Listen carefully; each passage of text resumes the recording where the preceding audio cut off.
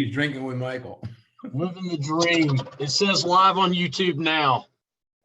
We are live, are we? Yes. Look at We that. are.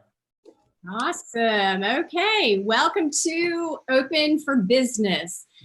And today I've asked 6 area business owners and leaders in the Savannah community to share their thoughts and advice on what to do with this unprecedented crisis the global economy is facing and what we're facing here locally too.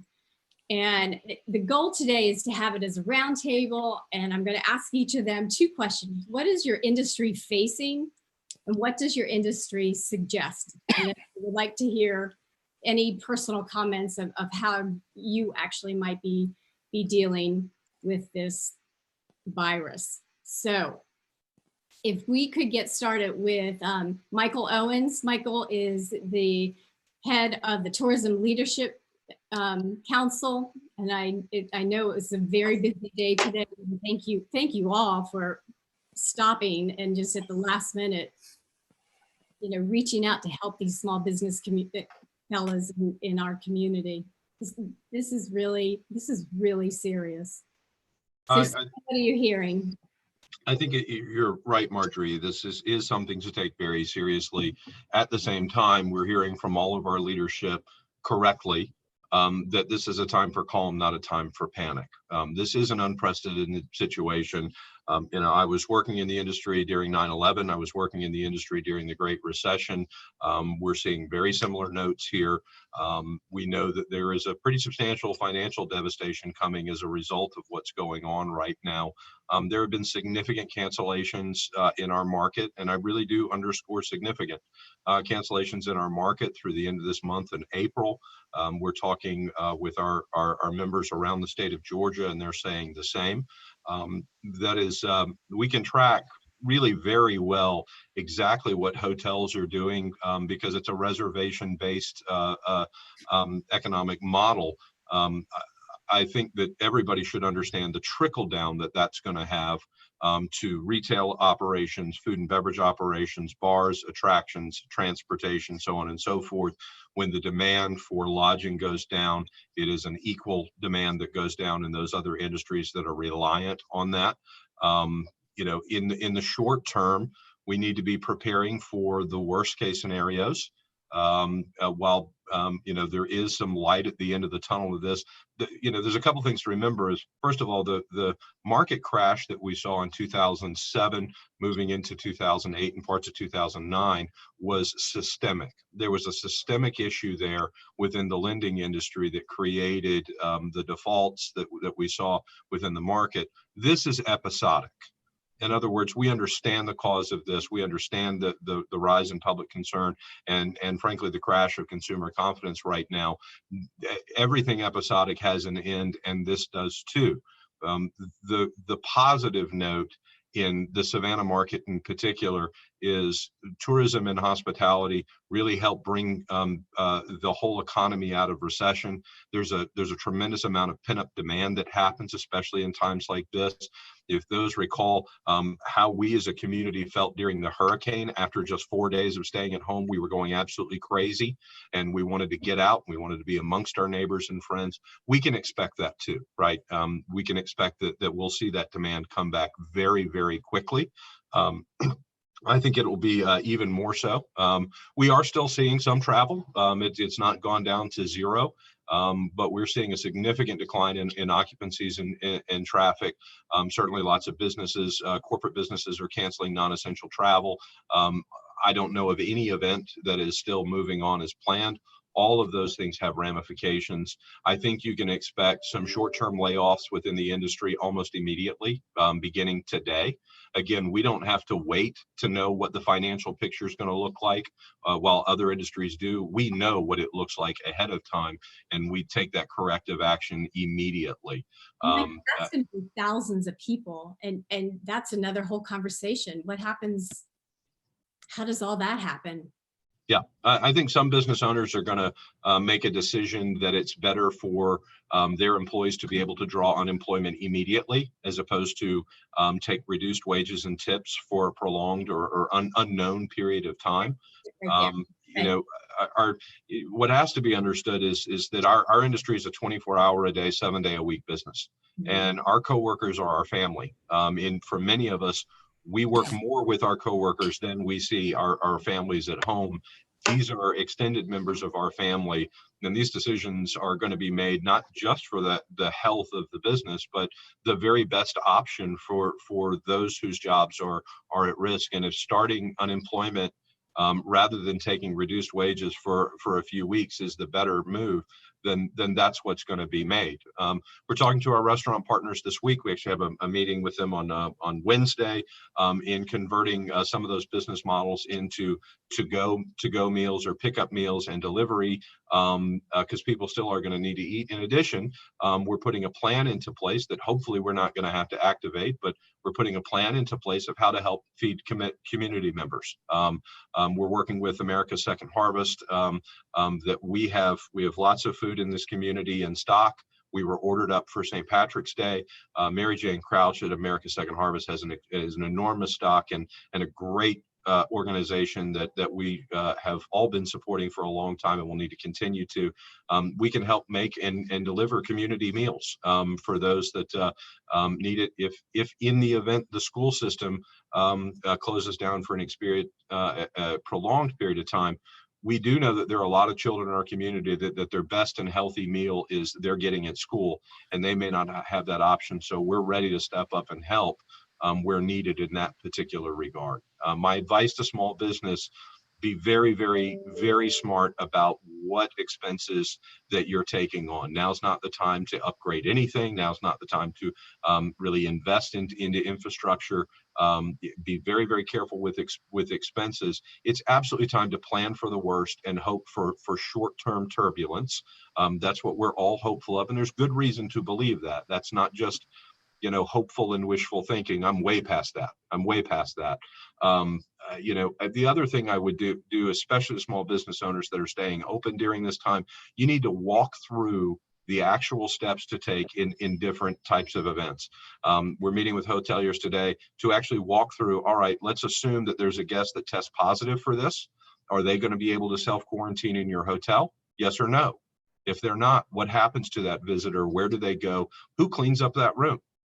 Is the housekeeper prepared? Do you have the equipment that you need to fully sanitize that room to the satisfaction that your mother would be able to stay there the next night?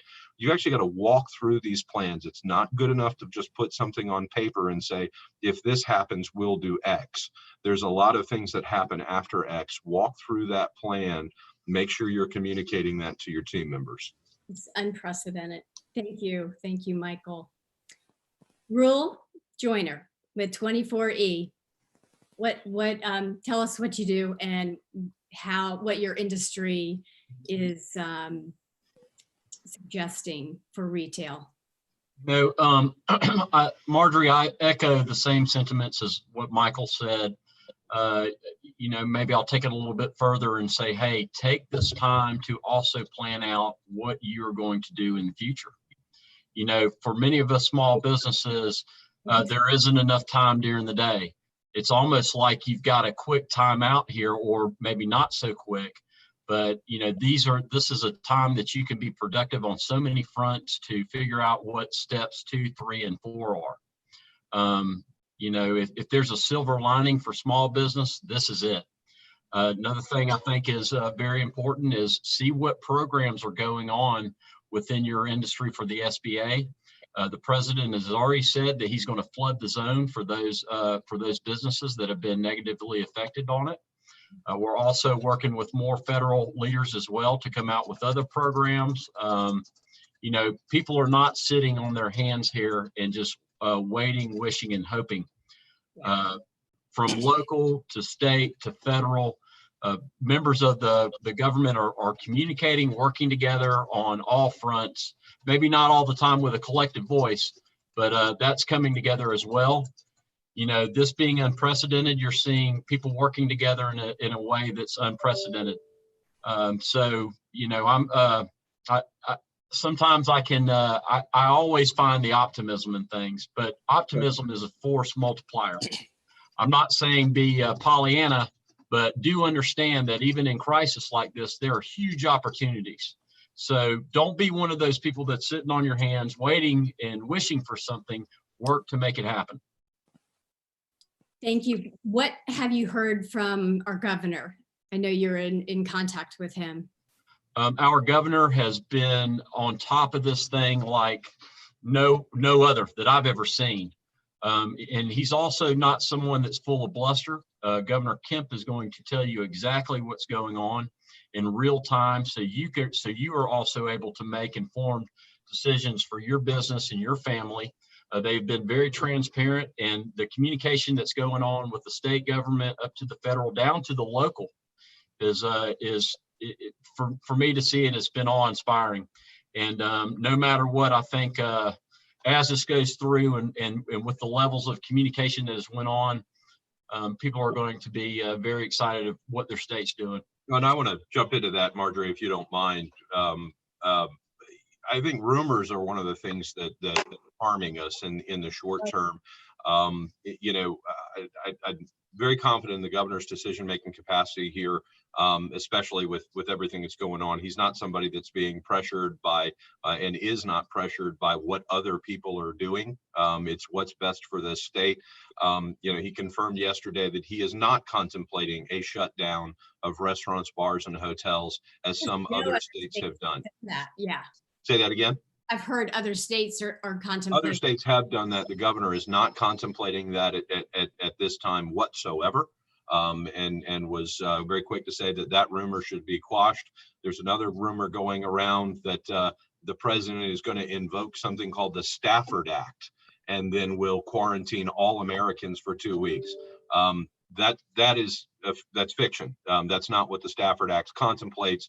The Stafford Act is a piece of federal legislation that allows for financing during times of crisis, is often used in hurricanes.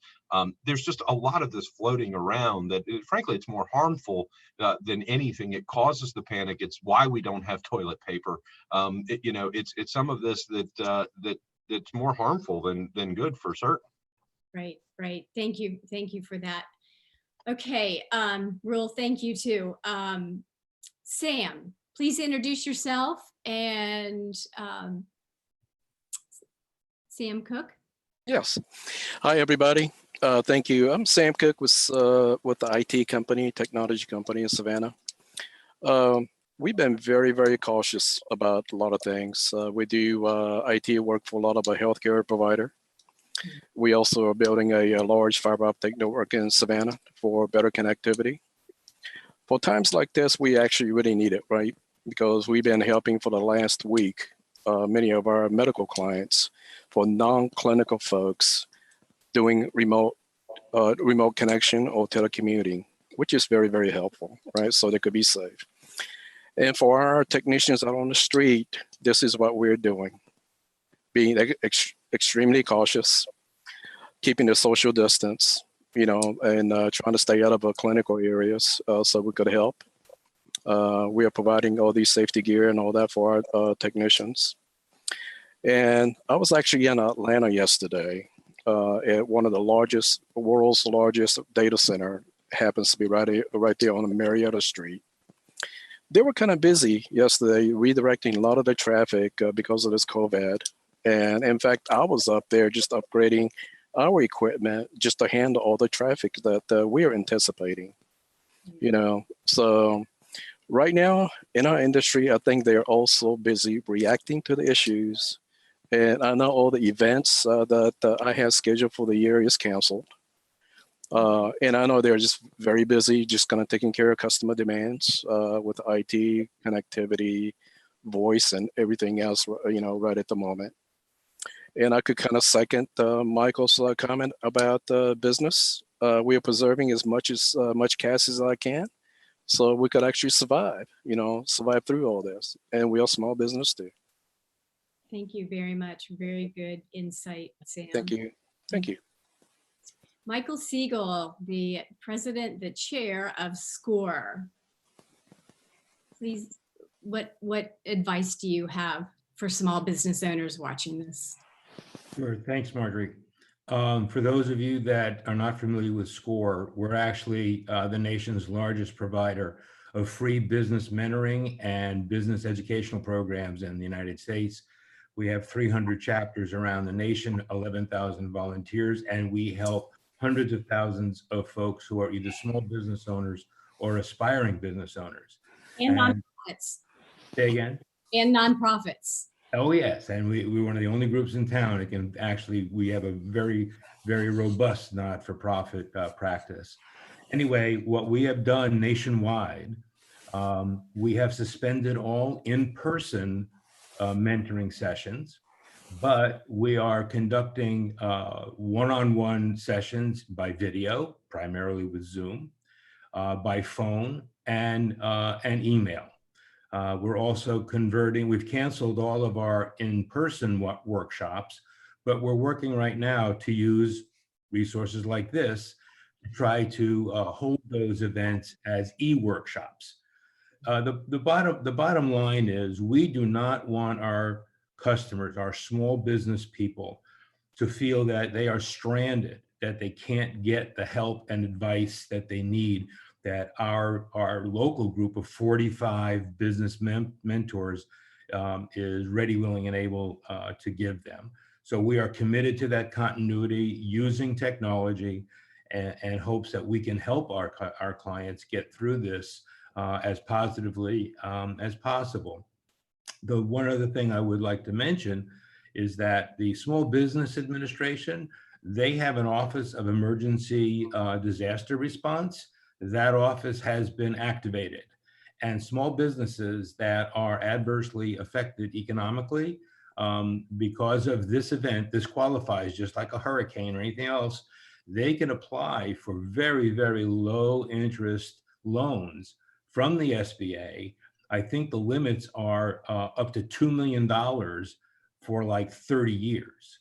So we need the small business community to be aware that if they sustain substantial negative impact because of this emergency, that is a wonderful resource to go for to see if you can get some assistance. And that's through the Small Business Administration. So bottom line is SBA and SCORE are just committed to doing everything we possibly can to continue to help the small business community. Michael Siegel, thank you very much for being on Open for Business. My pleasure. Joe Marchese with Marchese Construction, thank you for being on. Oh, you're welcome. So we're a small local general contractor. We have 22 full-time employees. So we had a safety meeting this morning and we talked about, the 5 common steps, wash your hands. And in fact, I could say, wash your hands, wash your hands, wash your hands, wash your hands, wash your hands. We're actually making some homemade hand sanitizer since we couldn't buy any commercial. We found a recipe online. We're practicing social distancing, since we do have a physical location where we're working on it. Fortunately, we don't have a lot of traffic. We've discouraged any visitors of any kind onto the job sites. We're taking precautions for the people that deliver things that we, if we have deliveries coming in, we're telling the drivers to leave the delivery and then we'll come out and get it. We don't want to have that interaction with people that have been traveling long distances. But we're guardedly optimistic. Here in this area, we seem to be, we haven't felt the brunt of it. And that's because there are only 350,000 people in the Savannah MSA. Now, Savannah itself, with 13.5 million visitors a year, is going to experience a whole different paradigm. So what I will say is everyone has to figure out what works for them. And if you hear something, I got a text the other day that said that Boston had shut down the MBTA. I'm from Boston. Someone had sent it to me. It was fake news. So not only do we have a pandemic, we have some people that are just creating drama. So don't live in the drama. Live in your daily operations. Let's be kind to one another. Like Michael said, let's watch out for the children. Effingham County has suspended all classes for indefinitely at the close of school business today. All right, so these things are coming. Let's be kind. Let's help Mary Jane down at First Harvest, America's Second Harvest, and let's feed the children. And let's not forget about the elderly. you know, we've asked my father-in-law, who's 87, to basically self-quarantine himself. We said, hey, send us a grocery list. We're going to take it. We're going to drop it on your front desk or on your front porch on your bench, and then you come out and get it. Because at 87, we don't really know what's going to happen. So be kind, be safe, practice good hygiene, you know, cough into a tissue, use your elbow, wash your hands, keep a good distance.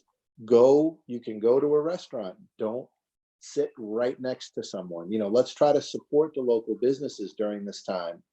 And also be aware that the Georgia Ports Authority is going to suffer a 30 to 40% dip in income, or also in volume of goods and goods coming in because of the slowdown in China. So we're going to feel this effect on our next project. So those light fixtures, those countertops, those things that are coming from overseas, there is going to be a big blip. But like Michael said, this is something we have a handle on. You know, 8 weeks from now, I think we'll be at the other side of this. We'll have contained it. And if we are careful and we flatten this curve, then we can stop this from overloading our healthcare system, and we can mitigate the effects that it's going to have. I feel like flattening the curve is a very patriotic thing to do, because we don't know. We don't know. And we do know that social distancing has helped in China. I mean, Right. their numbers are actually starting to go down. So for the sake of our countrymen, we do need to do that. And Right. Don't think about yourself. If you feel great, but you go talk to a 70-year-old person and Right. you spread that. So be a good citizen, make Yeah. those wise decisions, and be kind. I think that's the biggest thing. And then try to help. You know, I mean, if you can help by buying some takeout from a restaurant that you usually patronize, buy the takeout, over tip. You know, these hourly employees and these tipped employees, you know, there's a lot of people living paycheck to paycheck. So, you know, do the kind thing. thank you, Joe Marchese, for being on Open for Business. You're welcome. Next, we have Jeremy Davis. And Jeremy is in an industry that it is devastating. Once we hear from Jeremy, we can open it up for discussion. And what I would like to say is that I will be interviewing other industries throughout the week, just in hopes of helping other small business owners know they're not alone, basically. We really don't have any answers at this point. So, Jeremy, please introduce yourself. Sure. Hello, friends. My name is Jeremy Davis. I lead the Fabulous Equinox Orchestra. I also have a group called Equinox Entertainment. We curate music of all kinds all over the country and the world, really. I mean, I'm in the event industry, and it's full stop, y'all. I mean, even during the course of this short conversation, I've had 2 more cancellations come in. So everything that we've worked years to build, and you know, we're not like, I mean, I think our business is fairly sophisticated. We have, you know, Clay Johnson's a partner of mine. I have a musical director. I have 2 assistants. We work hard. We're not just playing gigs. You know, there's a lot of stuff, and it's all, everything seems to be gone. We've had stuff. We have a big tour that's that carries us all the way up through New York, through Pennsylvania.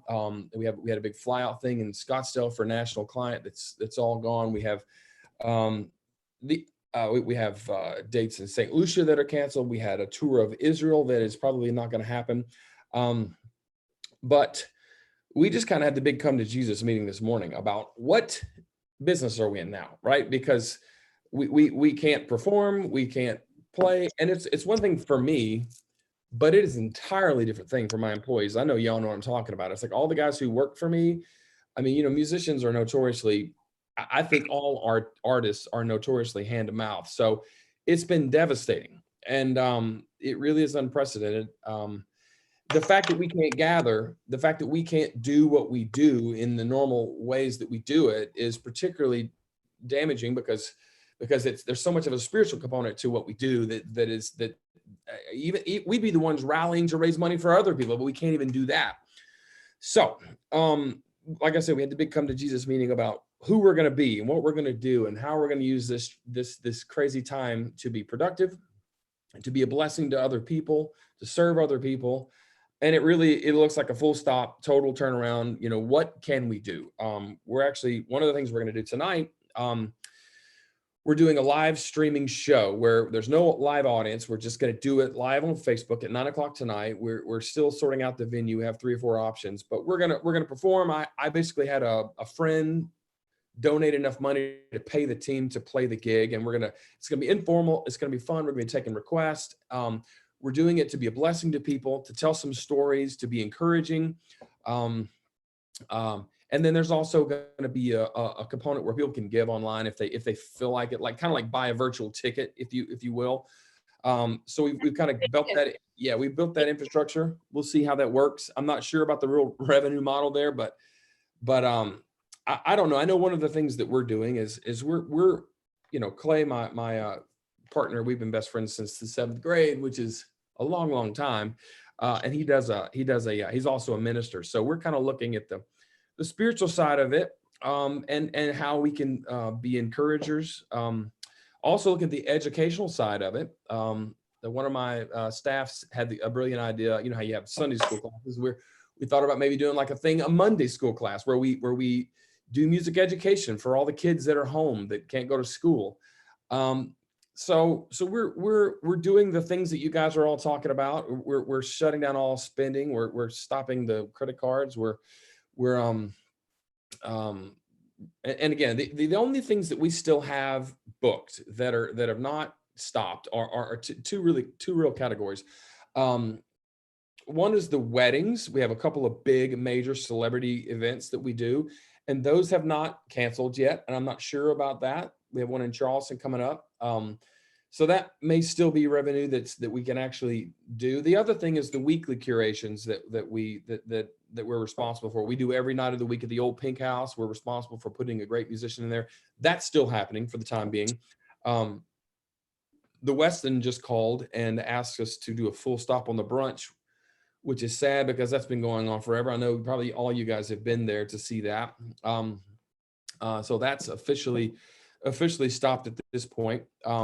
So all my event industry people are all kind of up in arms about what in the world our business looks like. You know, so we're all kind of in the same boat, trying to make the most of it, trying to be encouraging, trying not to be too negative. So that's kind of the long and short of it. We're just figuring out how we can be a blessing through this time, and what business is going to look like on the back end of it. I have no doubt you will figure that out. What does your industry recommend? Do you belong to an association? Yes, lots of them. We go to 4 big arts conferences a year. One in New York, APAP is the biggest arts conference in the world. We go to Arts Midwest, which moves around. We go to one in the South and one in North Carolina. And then we go to another industry thing called Engage, which is the top industry, people like Colin Cowie, David Beam, Marcy Bloom, wedding planners that do nothing but $1 million events. There's really nothing we can do. We can't gather. So the idea of us performing or putting on shows for crowds to encourage people, or to even do grand events, corporate events, like the thing in Scottsdale that canceled was a big 3-day corporate event. We've had several of those go away. So there's not really a plan at this point for how we can even really exist. I don't think there's a plan for anybody, and we just have to, I don't know. That's why I'm reaching out to you guys to just see what's best, what good advice that you have for other small businesses, because this is absolutely unprecedented. It is. And the thing about it is, you know, our meetings this morning, we were encouraged, you know, that yes, everything is different.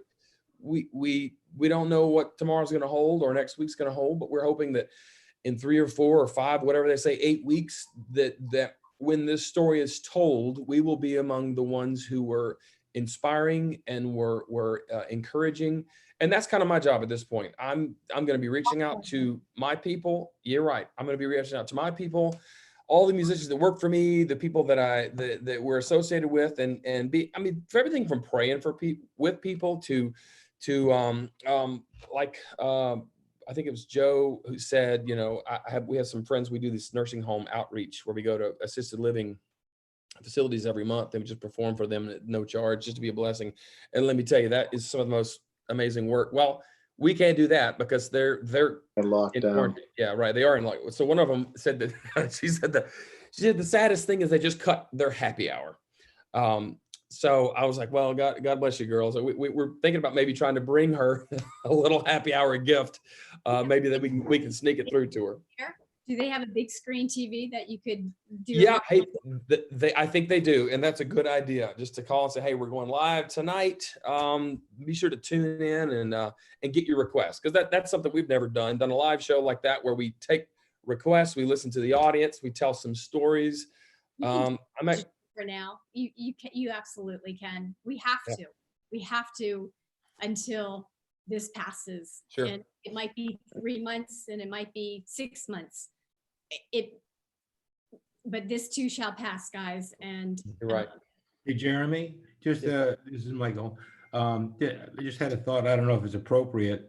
You know, hearing your situation, all the good that you guys do and have done for so many years, is it a possibility that you might on your website allow people to make donations? Great idea. To help support the band during these challenging times when your income is drying up? It is, Michael. I think it is. I mean, it's a little bit of an odd position for us, you know, but I do think it's a good idea. I just the stuff that I've put out already in the last couple of days has been overwhelming. We've had more response to people excited about this, and before I even had a chance to get that out of my mouth, people were like, well, we want to give, we want to. And again, my heart is just to pass the money on to my people. You know, I mean, these guys they're young. I mean, the only gigs that are still out there are a few of the gigs that nobody wants. You know, the little city market job, the thing here or whatever. But people are taking them, and they're blessed to have them. So, Michael, I think that's a good idea. Maybe just put it on the front page of the website. Hey, look, you know, this is the way you can help us. And my thought was to even do a weekly show that people can donate to. So they're getting some value for it as opposed to just a handout. Say, hey, we want to buy this virtual ticket and we'll do it every week. So that's a good idea. And Jeremy, I have been reading a lot of things on Facebook with a lot of small business owners that are really scared. And when I read yours, this is what made me do this today. Well, it's been a lot. I mean, I was the first, when this thing first happened and I started to see all these. I mean, it was pretty quick. It was over $100,000 in revenue just like that gone. You know, this is like life-changing money that is out, and it's just continued to go up and up and up. So yeah, I don't know. I mean, I know we're all in the same boat. I mean, I'm sure Joe's story is the same. I mean, and Michael, I mean, and Rule, gosh, I mean, you know, I mean, I don't know if people are still out shopping. I hope that they are going to buy great stuff, or if they're still doing construction projects. I know, you know, we're kind of all facing the same thing. Maybe mine. I don't know if mine seems to be one that's just is the please stop doing everything that you do. Do not gather. Do not have any concerts. Do not tour. So I don't know. I know, but again, I digress. I know we're all in the same boat together here. So if I could add something, Marjorie, I think that came from listening to Jeremy. I think that this is a time for people to not be ashamed to ask for help. You know, I really think that if we have people, smart people who understand business, come together and do some problem solving, and this is the time to be creative. It's a time to be flexible. It's a time to think out of the box a little bit. Yeah. And this is a time, you know, sometimes things, I'm not being, you know, Pollyanna here, but sometimes things at times of adversity end up being times when people really get strong and people start looking at things in a really positive way that when this passes can serve them extremely well on a go forward basis. But again, we're all in a community. I think it's great that we have 6 wonderful people on the line here today, and we're trying to help each other. I think we can expand that circle and really encourage people to reach out and ask for assistance. I agree. I think Yeah, and things, you know, First Thessalonians was a verse that was sent out by Compassion Christian Church. It said, "So encourage each other and build each other up, just as you have already been doing." So the church said, "Hey, we can't gather, but we'll gather in homes, and and we'll watch together." So if you have someone that wants to play, they can come play Sunday at my house, and we'll encourage each other and build each other up. And I'm definitely in for a virtual ticket tonight at 9. Amen. So Well, God bless you, buddy. Thank you. Yeah, absolutely, Jeremy. Yes. I love our Savannah small business community. Every one of you are like family to me, and I mean that from the bottom of my heart. Thank you, Margaret, for sure. Hey, thanks, Mark- Marjorie. Thanks for putting this together. It's a great idea. And this is what's going to happen. We're all going to have to adapt. And this is going to cause long-term changes. I mean, think about the distance learning. My daughter's home from Georgia Tech. They shut Georgia Tech down for the rest of the year. So everyone is, distance learning is really going to be something that people that weren't considering are now forced to consider. And it's not going to go away. So what happens is after this is over, some of these kids are going to say, "Hey, I don't see the need to go back to campus," or "I don't see the need to go back to campus except for a limited period of time." So, and then the people that are telecommuting, and all of a sudden you realize I can telecommute. That's going to change how many seats you need at that office coming up in the future. When they build the next office, they might go, "Hey, you know what? We're going to build 25% less office space because we'll have people that are telecommuting." So let's all try to find the things that we can control. Let's tell the truth and share the truth. Go back to the source documents. If go to the CDC websites, go to the WHO websites, go to the Secretary of State's website. Don't believe everything that you hear, because there are people that are just fear mongering, and let's not be a party to it.